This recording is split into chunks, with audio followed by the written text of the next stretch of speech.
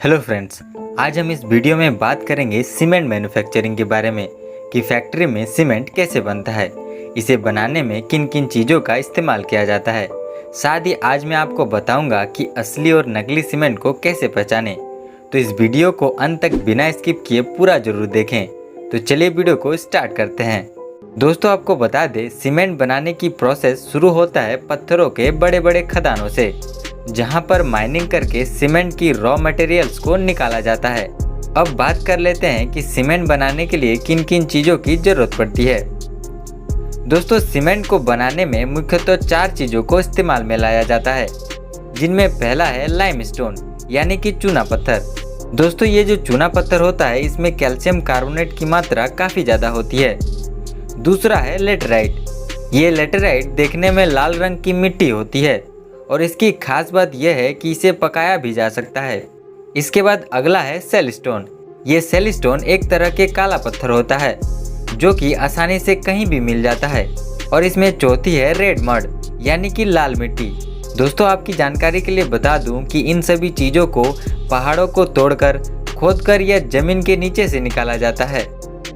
इन सभी चीज़ों को हासिल करने के लिए बम का इस्तेमाल करके ब्लास्ट किया जाता है और इस बम ब्लास्ट से एक ही झटके में काफी बड़ा पहाड़ टूट जाता है, जिससे पहाड़ों के छोटे छोटे टुकड़े हो जाते हैं। पहाड़ को ब्लास्ट करते ही सीमेंट का रॉ मटेरियल लाइमस्टोन यानी कि चूना पत्थर छोटे छोटे पीसेस में जमा हो जाता है, जिनको फिर बड़े बड़े ट्रकों में लोड करके फैक्ट्रियों में ले जाया जाता है।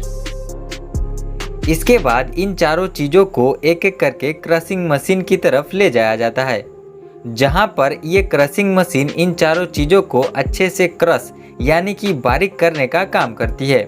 ये सबसे पहले लाइमस्टोन, उसके बाद लेटेराइट, फिर सेलस्टोन और उसके बाद रेड मड को अच्छे से पीस देती है। इसके बाद इन चारों रॉ मटेरियल्स को अच्छे से आपस में मिक्स करके कन्वेयर बेल्ट के जरिए इन्हें आगे की प्रोसेस के लिए भेजा जाता है। दोस्तों, इन सारे रॉ मटेरियल्स को एक बड़े से गर्म भट्टी से गुजारा जाता है और ये जो सीमेंट की भट्टी होती है वो बड़े बड़े लोहे की पाइप्स की होती है जो घूमती रहती है। ये भट्टी काफ़ी मजबूत होती है और इस भट्टी का टेम्परेचर 1400 डिग्री से लेकर के 1600 डिग्री तक होता है। और जब इस भट्टी में ये रॉ मटेरियल्स अच्छे से पक जाता है तो वो बिल्कुल गर्म लोहे के जैसा लगता है। दोस्तों, भट्टी से निकलने के समय ये सीमेंट काफ़ी बारीक बारीक टुकड़ों के रूप में निकलता है, जिन्हें क्लिंकर कहा जाता है।